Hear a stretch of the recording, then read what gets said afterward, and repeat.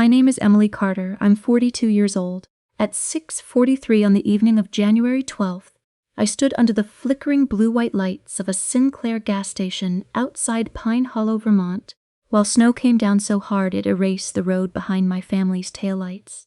My mother had just rolled down the passenger window of my brother's black Suburban and said, "Maybe the useless single aunt can finally make herself useful and find her own way." Then my sister Madison laughed from the back seat and added, "Don't worry, Emily. Gas stations are where people like you belong. Warm coffee, cheap snacks, no responsibilities." I didn't cry, I didn't scream. I just stood there with my canvas overnight bag in one hand, my phone at 4% battery, and a paper cup of gas station coffee cooling beside the pump. The Suburban disappeared into the storm, carrying my parents, my brother, my sister, their spouses, and their children toward the Carter family lake house, a place they had spent 3 months planning to enjoy without asking me a single question about access, heat, insurance, ownership, or locks.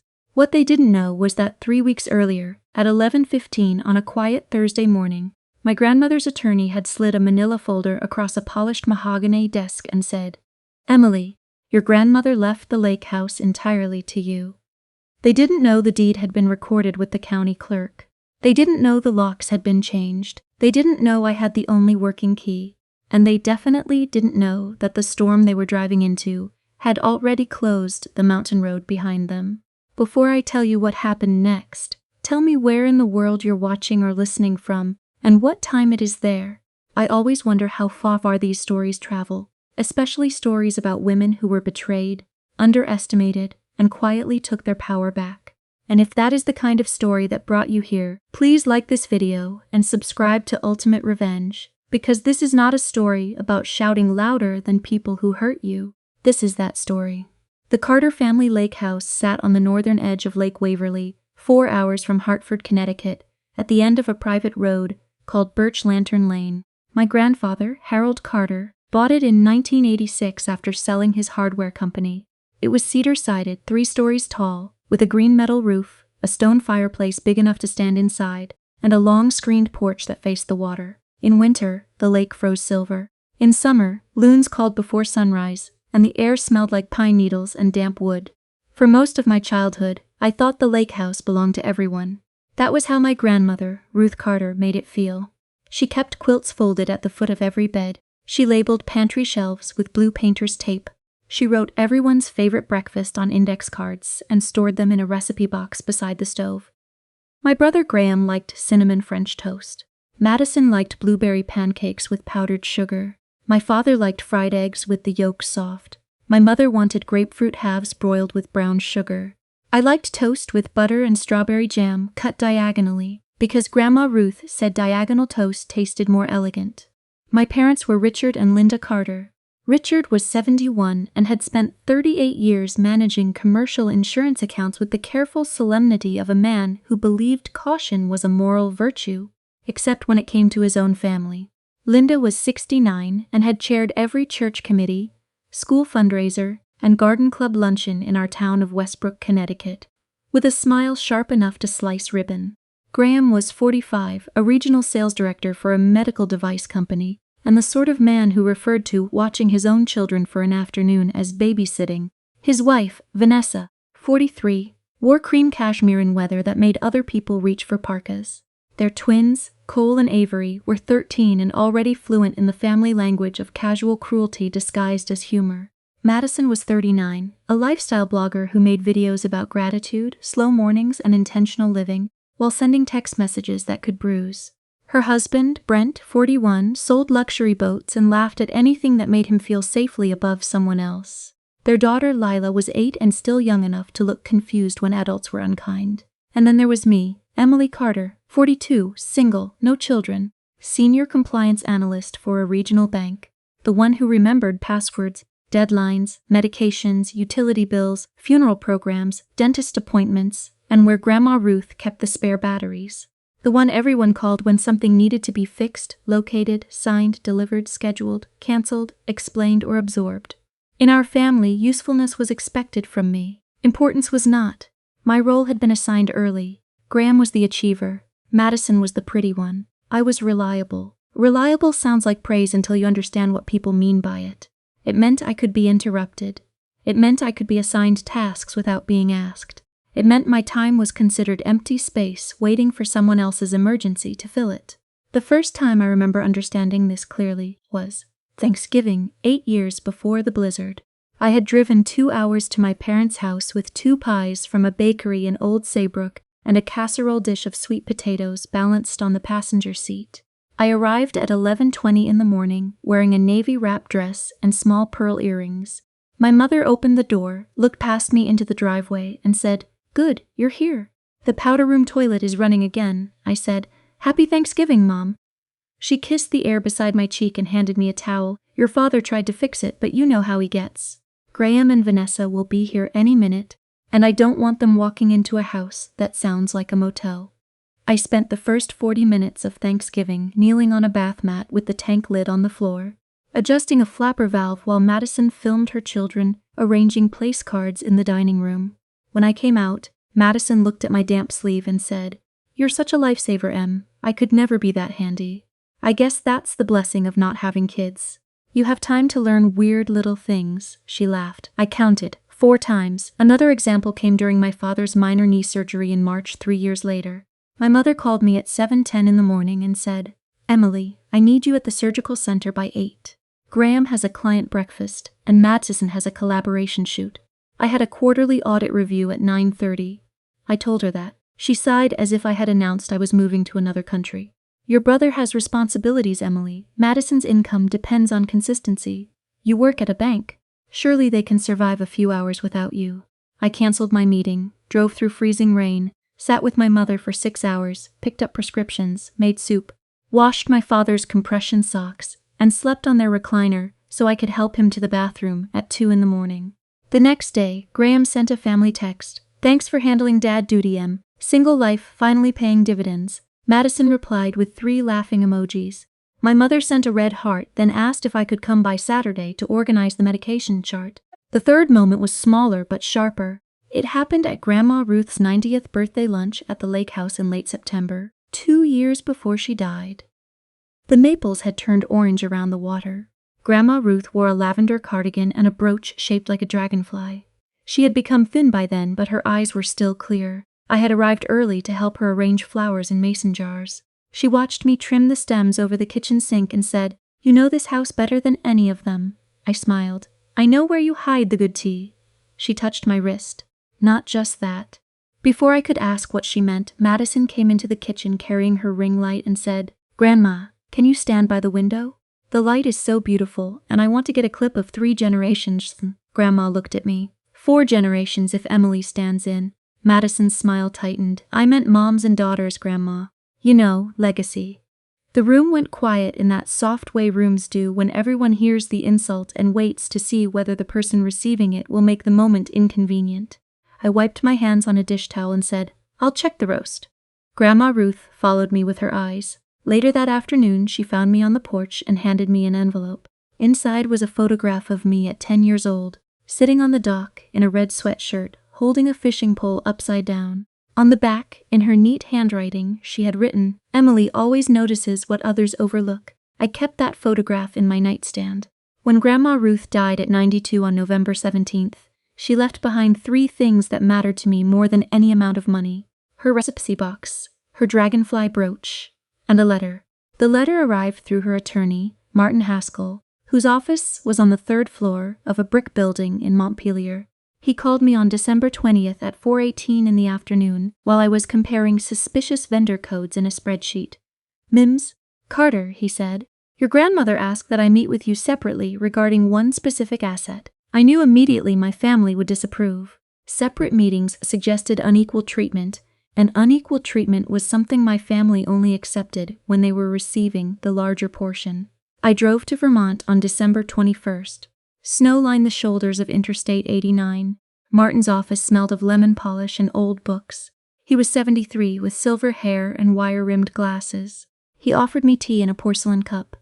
"Your grandmother was very clear," he said. He opened a file and removed the deed transfer documents.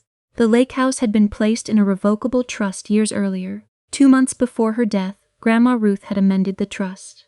Upon her passing, the property transferred solely to me.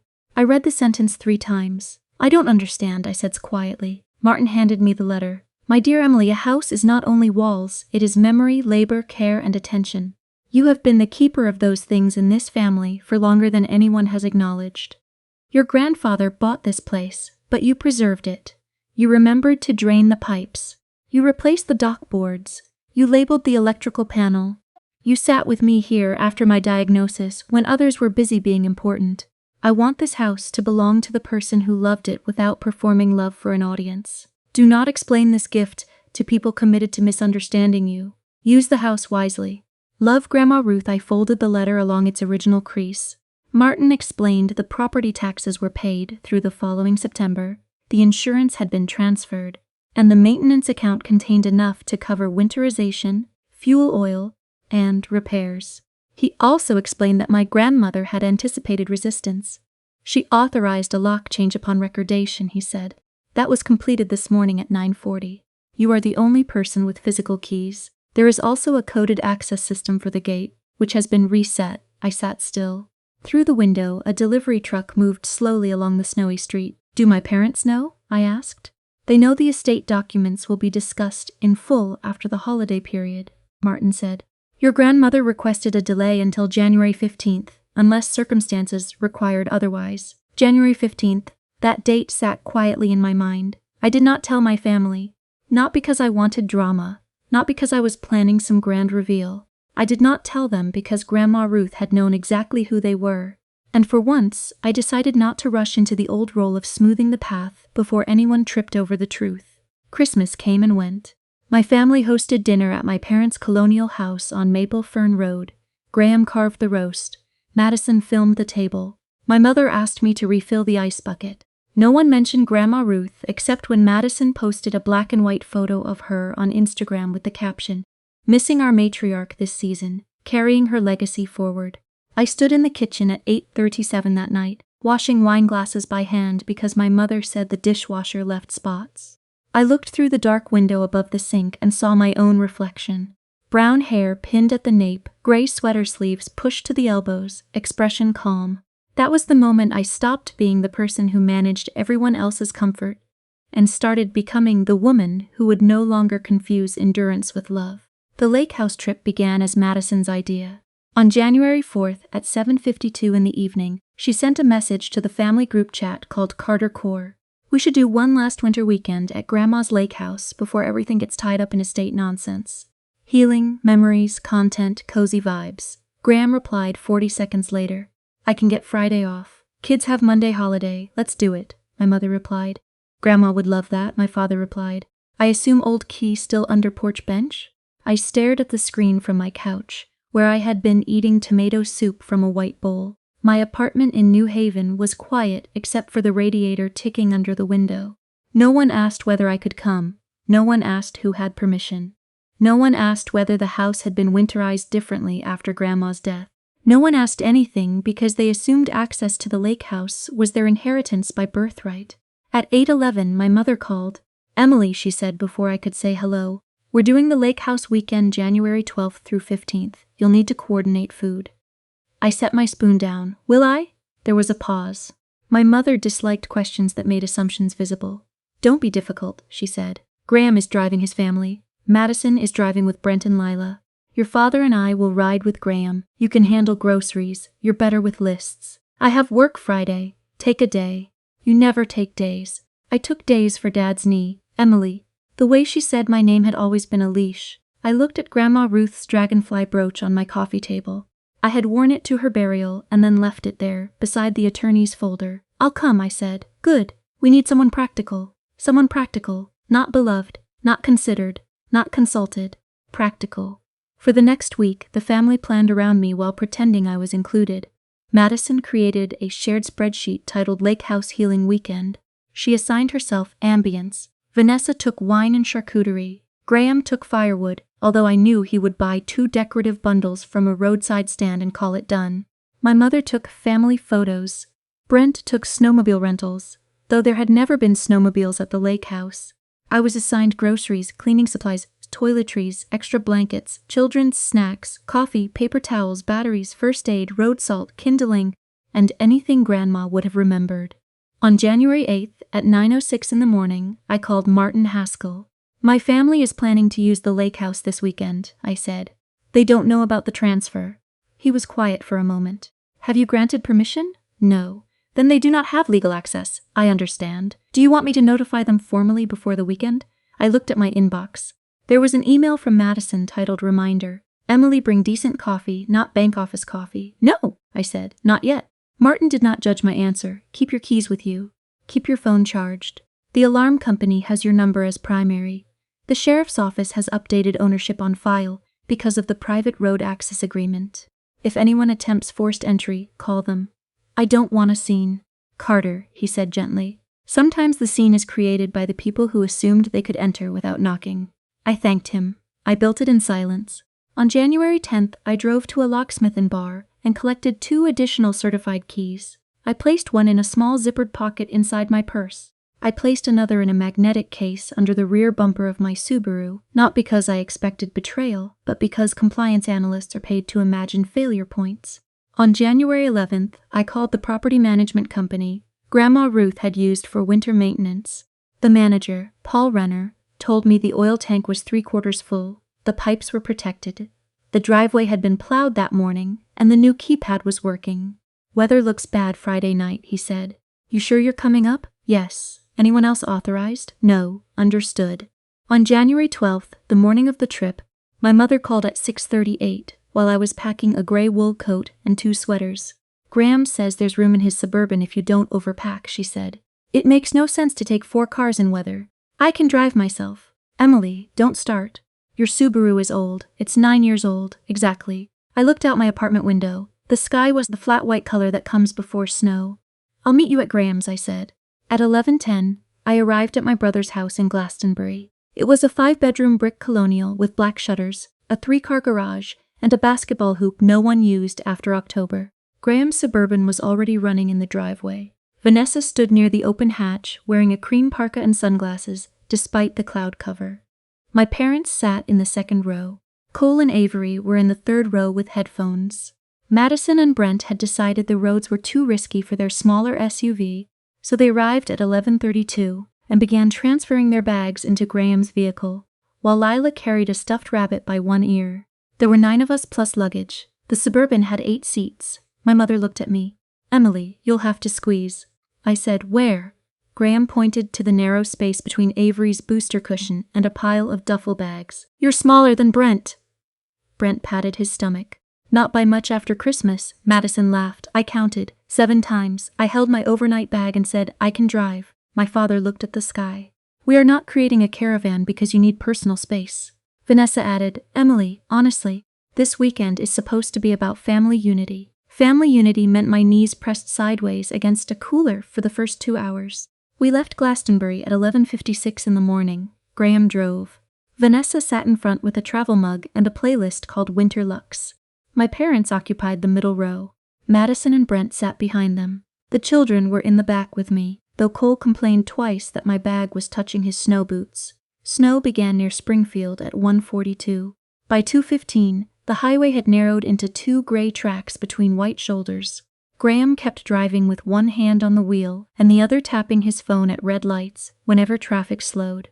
My mother passed around turkey sandwiches wrapped in wax paper. Mine had no mustard because she said, "I couldn't remember whether you still cared about that." I had disliked mustard since childhood. At 3:28, we stopped at a rest area outside White River Junction.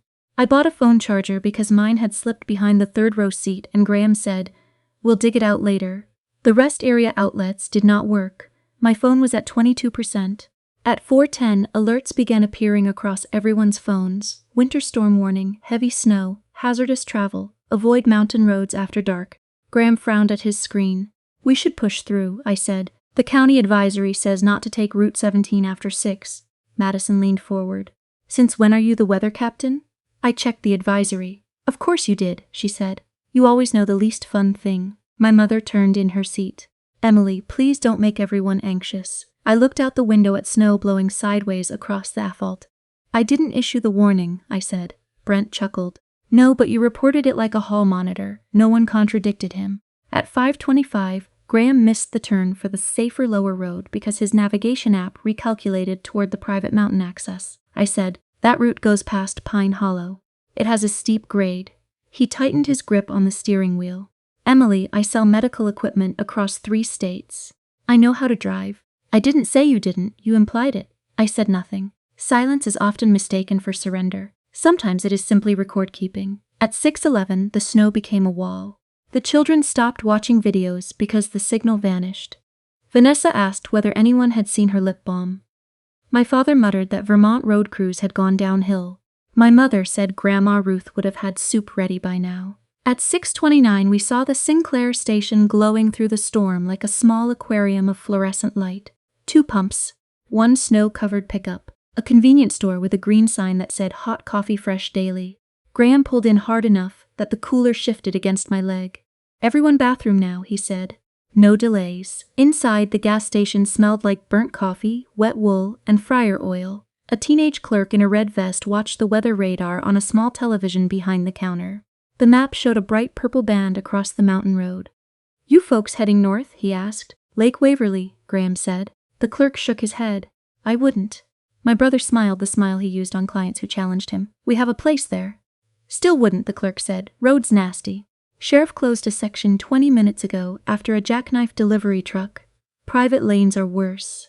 My mother looked at me as if the clerk and I had conspired. Madison whispered loudly. Emily's probably thrilled. A crisis with fluorescent lighting. I bought coffee, a pack of phone wipes I did not need, and a small power bank hanging beside the register. My phone was at 8% by then. I plugged it in and watched the screen brighten. When I returned to the Suburban, the back hatch was open. Graham was rearranging luggage. My overnight bag sat on the wet pavement beside a drift of plowed snow. I said, Why is my bag out? Graham did not look at me. We need space. For what? Brent's snow gear and the extra food. You can ride with someone else. There is no someone else. Madison stood under the gas station awning with her arms folded, snow caught in her highlighted hair. Then stay here until the road clears. I looked at my mother. She adjusted her scarf. Emily, don't make this dramatic. The clerk said the road is closed anyway. You can wait here and call a ride. In a blizzard, my father said. You warned us about the road. Consider yourself vindicated. Cole snickered from inside the vehicle. Lila looked worried. Aunt Emily can sit by me, Madison snapped. Leela, honey, adults are talking. Vanessa slid into the front passenger seat and closed the door halfway, sealing in warmth. I said, the lake house keys are with me. Graham finally turned. Dad has the old key. No, I said, he has an old key. My mother's eyes narrowed. What does that mean? It means old keys don't always stay current. Madison stepped closer. Oh my God, Emily. Are you really trying to make yourself important right now? I held my coffee with both hands. The heat seeped into my palms. Graham said, Give Dad whatever key you have. No. The word landed cleanly. My father's face reddened. Excuse me? No, I repeated. I am not handing you my key after you put my bag in the snow. Madison laughed, but it came out sharp. Your key. Listen to her. The useless single aunt has a key and suddenly she thinks she's Queen of Vermont. I didn't cry. I didn't scream. I just picked up my bag and brushed snow from the canvas. Graham leaned toward me. Get in the car or stay here. But I'm not doing this power game in a storm. I looked at each of them. My mother, lips pressed thin. My father, offended that obedience had become negotiable. Graham, impatient. Vanessa, looking away. Madison, smiling like cruelty, was a camera filter. Brent amused. Cole and Avery watching. Lila clutching her rabbit. Drive carefully, I said. Madison opened the rear door and climbed in. Maybe the useless single aunt can finally make herself useful and find her own way. Then my mother rolled down her window as Graham shifted into drive. Don't worry, Emily. We'll talk when you decide to be reasonable. Madison called from behind her. Gas stations are where people like you belong.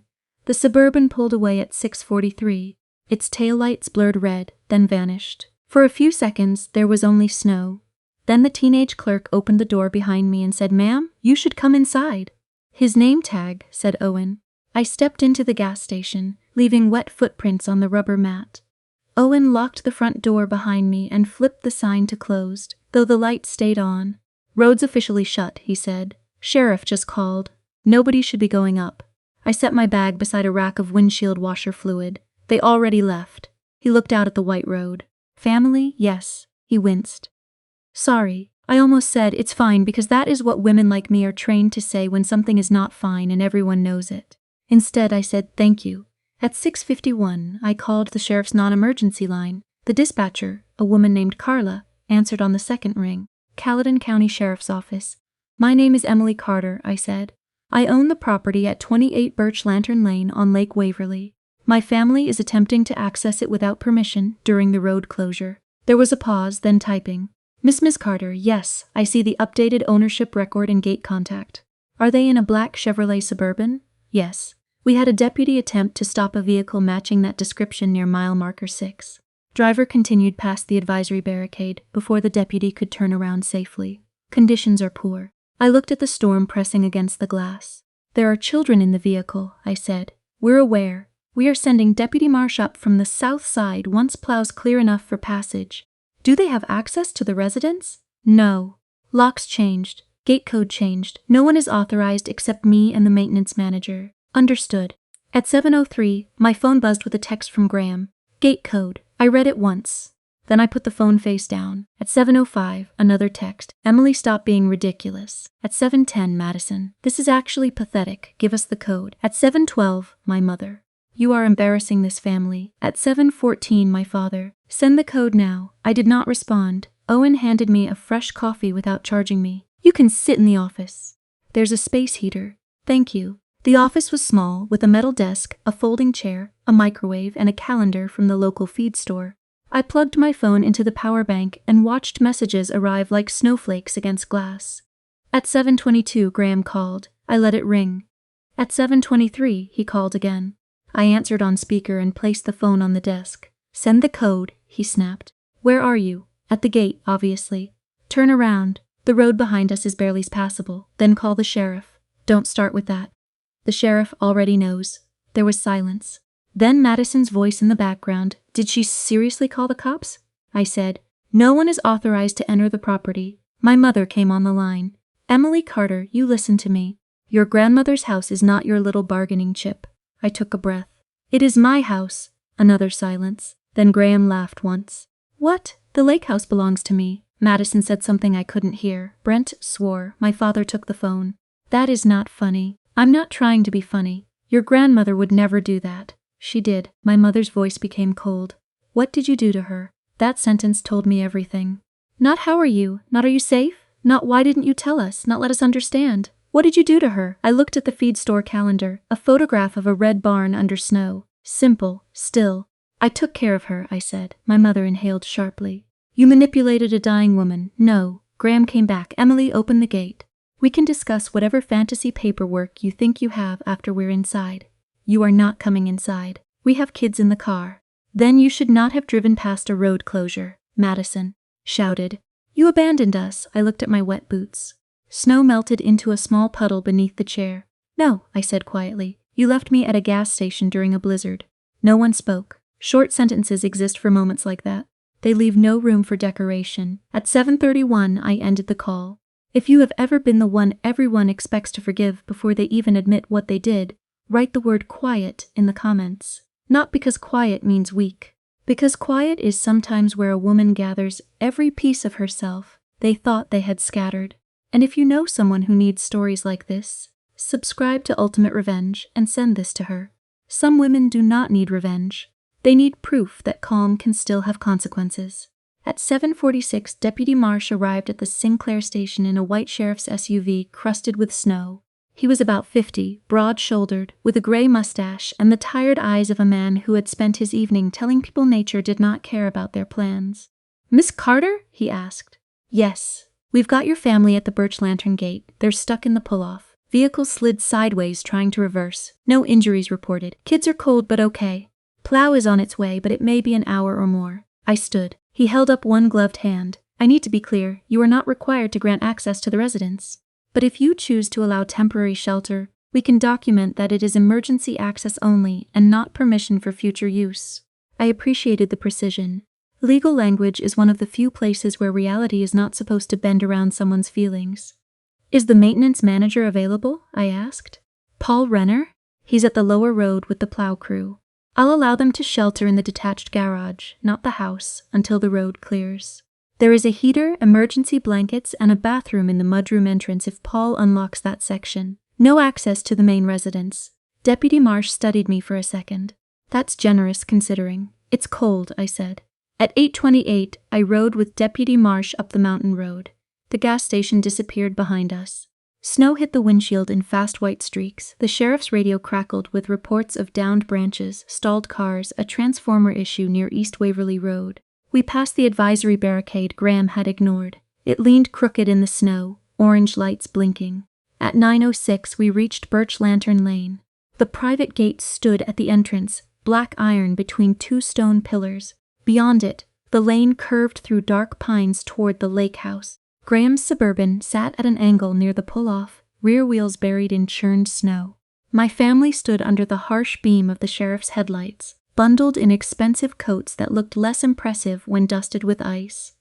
Paul Renner was there too, beside a yellow plow truck. He lifted a hand when he saw me. "Miss Carter." He said it loudly enough for everyone to hear. Madison's face changed first, not completely, just a flicker around the mouth.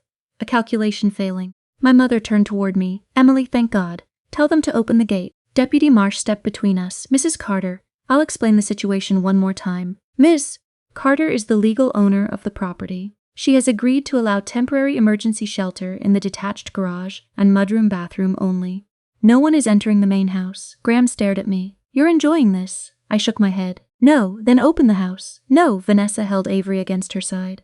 "Emily, it's freezing. The garage has heat. Paul checked it last week. There are blankets." Brent laughed in disbelief.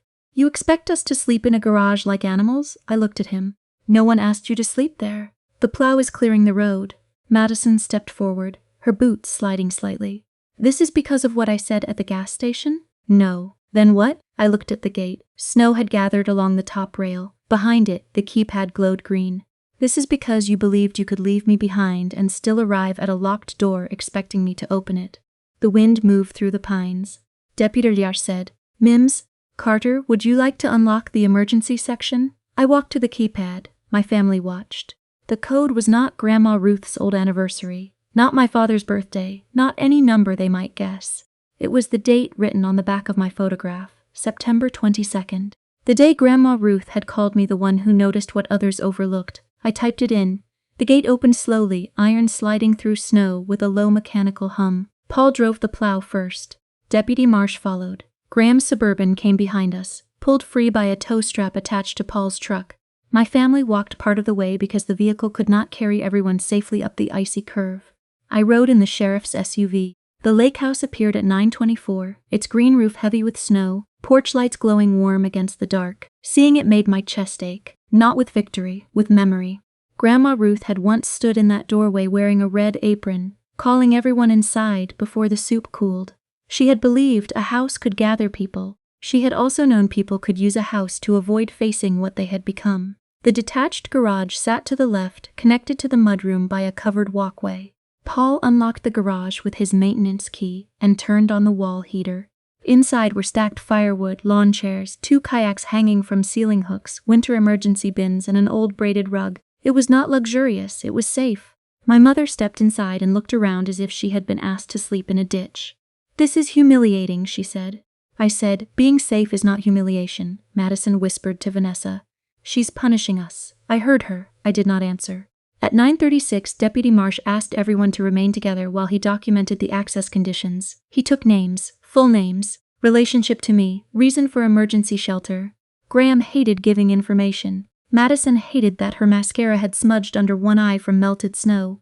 My mother hated that Deputy Marsh kept saying, "Miss Carter's property." Then Paul said, "Emily, Martin Haskell is on the phone. He says he can join by video if needed." Graham's head snapped up. "Why would an attorney be needed?" Deputy Marsh looked at him. "Because there appears to be a dispute over ownership." "There is no dispute," Graham said. "This is family property." Paul held out his phone. Martin Haskell's face appeared on the screen from what looked like his home office. He wore a navy sweater over a collared shirt. "Good evening," he said. "I am Martin Haskell, attorney for the estate of Ruth Carter. For clarity, the property at 28 Birch Lantern Lane transferred to Emily Ann Carter as sole owner upon Ruth Carter's passing. The deed was recorded December 21st at 11:15 in the Caledon County Land Records Office. No other family member has ownership rights, occupancy rights, or authority to enter the residence without Ms. Carter's permission." The garage went still. The kind of stillness that exposes every sound, the heater clicking, Avery sniffing, snow sliding from the roof in a soft thud. My father's face went pale first, then my mother's. Madison looked at me as if I had become a locked door. Graham took one step toward the phone. "That's impossible." Martin said, "It is not. My grandmother wasn't competent." Martin's voice remained even. "Mrs. Carter was evaluated by her physician and signed in the presence of 2 witnesses and a notary. I also have a handwritten letter explaining her decision, though that letter belongs to Emily." My mother turned on me. "You let us plan this trip knowing?" I met her eyes. "You planned this trip without asking me anything." "Because it was Grandma's house." "It was," I said. "Now it is mine." Madison's voice cracked with anger. "You always do this." I almost smiled, not because it was funny, but because the accusation was so detached from reality that it floated. "What do I always do?" I asked. "You make yourself the victim." I looked around the garage. At my family wrapped in emergency blankets on my property after leaving me at a gas station in a blizzard. At a sheriff documenting their unauthorized arrival. At an attorney confirming what they had never imagined, that the overlooked woman had not been powerless, just quiet. "I didn't ask to be left behind," I said. Lila began to cry softly. Madison pulled her close and glared at me as if I had made the child cold. I crouched to Lila's height, keeping distance so Madison would not accuse me of taking over. "There's hot chocolate in the emergency bin by the workbench. The kind with marshmallows. You can have some if your mom says yes." Lila nodded against Madison's coat. Vanessa looked at me differently then. Not warmly, not kindly, but with the faint discomfort of someone realizing the story she had accepted might not survive contact with facts. Deputy Marsh finished his report at 10:08. The plow crew had cleared enough of the lower road for vehicles to descend slowly in convoy, but not enough for anyone to continue recreational travel. The sheriff recommended everyone return to town and stay at the Pine Hollow Lodge if rooms were available. My father said, "We can stay in the house tonight and leave tomorrow." "No," I said. My mother snapped, "Emily, for heaven's sake." "No," I repeated. The emergency access was for warmth while the road was cleared. The road is being cleared. Graham looked at Deputy Marsh.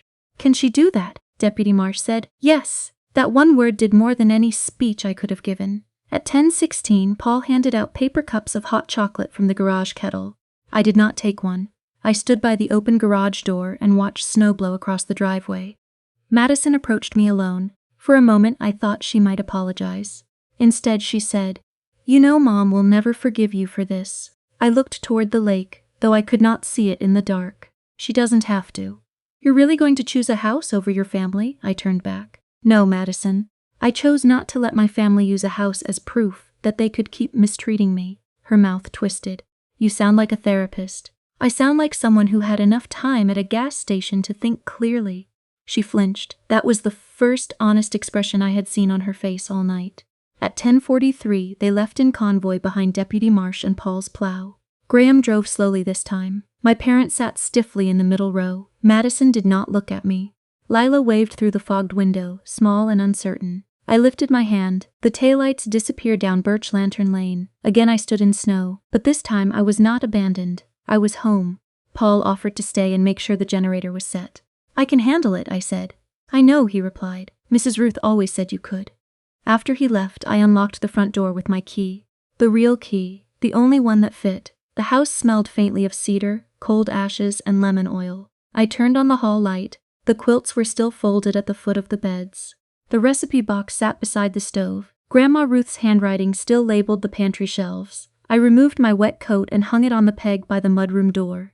Then I walked to the kitchen, filled the kettle, and made tea in Grandma's blue ceramic pot. At 11:18, I sat at the kitchen table and finally allowed my hands to shake. Only my hands.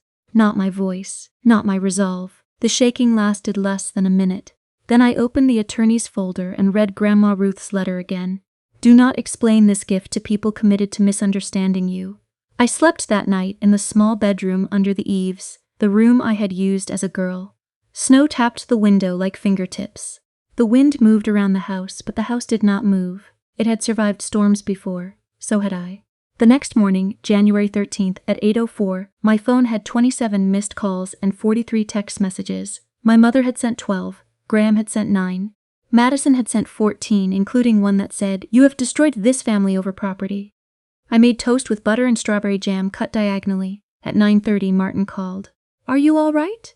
Yes, I received a message from your father threatening to contest the transfer. Can he? He can try. He will not succeed. I looked through the window at the frozen lake, pale under the morning sky. What happens now? I asked. Now you decide what relationship, if any, you want with them. Legally, the house is settled. Legally settled. Emotionally, nothing in families is ever settled that cleanly. At 11:12, my mother called again. This time I answered. Her voice was smaller than usual, which did not make it softer. Emily, Mom, we are at the Pine Hollow Lodge. Your father barely slept. Graham is furious. Madison is inconsolable. I stirred my tea, though I had added no sugar. Is everyone safe? That is not the point. It is the first point. She breathed into the phone. How could you humiliate us like that in front of strangers? I looked at the dragonfly brooch pinned to my sweater. I had put it on after breakfast. You were humiliated because strangers heard the truth. No, we were humiliated because you made us look cruel. I closed my eyes for 1 second. You left me at a gas station during a blizzard. We knew you would be fine. That was never your decision to make. There was silence. Then she said, families forgive. Families also apologize. She did not answer. I waited. 20 seconds. 30. 40. Finally she said, I'm sorry you felt abandoned. There it was. The apology that steps around the action and places the wound back in the injured person's lap. I said, that's not an apology. Her voice hardened. Emily, don't be smug. I'm not smug. You have a house now, so you think you can judge everyone. No, I said. I think a house finally made visible what already existed. She hung up. I set the phone down gently. At noon, Graham sent a long message accusing me of legal manipulation, emotional blackmail, and endangering children. He included the sentence, Grandma wanted everyone together. I typed one response. Grandma wanted kindness in the house, not entitlement to it. Then I blocked him for the day. Madison posted nothing online. That surprised me. Later, Vanessa told me it was because Brent had taken a photo of the sheriff's SUV at the gate. And Madison was terrified. Someone would ask why law enforcement had been involved in her cozy family healing weekend. By Monday, the storm had passed. Sunlight turned the snowbanks painfully bright. I drove back to New Haven at 10:20 in the morning after shutting off every light, checking every faucet, and locking the green front door. The estate meeting happened January 15th at 2 o'clock in Martin Haskell's office. Everyone came, my parents, Graham, Madison, spouses, no children this time. The conference room had a long table, a pitcher of water, and a box of tissues no one used. Martin reviewed the estate calmly. Bank accounts divided as Grandma Ruth had specified. Small personal items assigned. Charitable donations completed. And the lake house confirmed as mine. My father interrupted twice. Martin let him finish both times, then repeated the documented facts. Madison cried in a controlled, pretty way, pressing a tissue beneath her eyes. Grandma promised me I could bring Lila there every summer. Martin looked at his notes. Mrs. Carter left instructions that Emily may invite family at her discretion. At her discretion. I felt those words settle around me like a warm coat. My mother stared at the table. When the meeting ended, she approached me near the elevator.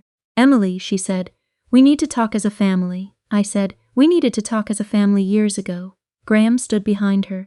What do you want, an apology tour? No, Madison crossed her arms. Then what? I looked at all of them. The people whose birthdays I remembered, whose children I babysat, whose emergencies I absorbed, whose insults I had translated into jokes so I could keep sitting at the table. I want time, I said. I want respect. I want no one at the lake house unless I invite them. I want no jokes about my life. I want no assignments disguised as family. And I want you to understand that access to me is no longer automatic. My father said, that's a lot of demands. I shook my head. Those are boundaries. Vanessa looked down. Madison whispered, you're different. I said, no, I'm visible. The elevator doors opened. I stepped inside alone. Over the next 3 months, the family reacted exactly as people do when a quiet person stops absorbing impact. They called it punishment. They called it dists. They called it pride. They called it Grandma Ruth's mistake. They called it my midlife crisis. They called it everything except consequence. My mother sent handwritten cards with lake scenes on the front, each one saying she hoped we could move forward. None of them said, I should not have left you there. My father left voicemails about property taxes and maintenance, as if advising me might restore his authority. I saved them but did not return the calls. Graham sent one email offering to take the lake house off my plate by managing rentals, repairs, and family scheduling. He proposed a shared calendar. He proposed a usage agreement. He proposed that my ownership remain technical while the family maintained traditional access. I forwarded it to Martin, who replied with only one sentence, "Absolutely not." Madison tried a different route. She sent a photo of Lila holding a drawing of the lake house with the message, "She misses Grandma's place." I responded, "She is welcome to visit with me for a day in June if you can speak to me respectfully." Madison did not answer for 4 days. Then she wrote, "Fine." Lila came in June, just Lila. Madison dropped her at the end of Birch Lantern Lane and stayed in the car with sunglasses on. I did not invite her inside. Lila and I made blueberry pancakes. We walked to the dock.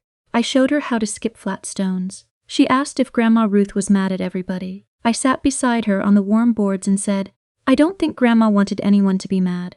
I think she wanted people to be careful with each other." Lila nodded with the seriousness of a child who hears more than adults realize. At 3:30, when Madison picked her up, Lila hugged me and said, "Mom said you stole the house, but I don't think houses can be stolen if someone gives them to you." Madison's face flushed. I said, "Your daughter is thoughtful." Madison said nothing. That autumn, I hosted a small gathering at the lake house. Not the entire Carter family. Not yet. I invited Martin Haskell and his wife, Paul Renner and his daughter, my friend Alicia from work, my neighbor Sandra who had once brought soup when I had the flu, and Lila, with Madison's reluctant permission. We ate chowder at 6:15 while rain tapped the porch roof. We told stories about Grandma Ruth. No one mocked anyone. No one assigned me cleanup. No one called me practical like it was a substitute for loved. After dinner, I stood on the porch with a cup of tea. The lake was dark. The windows behind me glowed gold. I thought about revenge then. People think revenge is an explosion, a slammed door, a speech that leaves everyone speechless, a perfect line delivered at the perfect moment. But the deepest kind is often quieter. It is changing the locks. It is not sending the code. It is letting people meet the result of their own assumptions. It is refusing to make cruelty comfortable just because it came from people who share your last name. I did not win my family. I did not fix them. I did not become the daughter my mother suddenly understood, the sister my siblings suddenly valued, or the aunt everyone finally praised. Life is rarely that neat. What I gained was simpler and harder. I gained the right to stop opening doors for people who only came inside to rearrange my peace. If you are listening to this from a kitchen after everyone has gone to bed, or from a parked car before walking into a house where you are treated like furniture, or from a laundry room where you finally have 5 minutes alone, I want you to hear me clearly. You do not have to become loud to become firm. You do not have to become cruel to stop being used. You do not have to explain your worth to people who benefit from pretending not to see it. Sometimes the lock is not on a house. Sometimes the lock is on the version of you they trained to answer every knock. And one day, if you are brave enough, you stop handing out keys. Thank you for spending this time with me and with Emily Carter's story here on Ultimate Revenge. Stories like this are not about celebrating pain. They are about recognizing the quiet moment when a woman finally stops negotiating with people who only respect her silence when it serves them. If this story reminded you of yourself, your mother, your sister, your aunt, or a friend who keeps being overlooked, I hope you carry one thing with you. Calm is not weakness. Sometimes calm is the strongest door in the house. Follow Ultimate Revenge for more stories about women who were underestimated, betrayed, and quietly took their power back. So tell me, if your family left you behind and still expected you to open the door for them, would you have given them the key?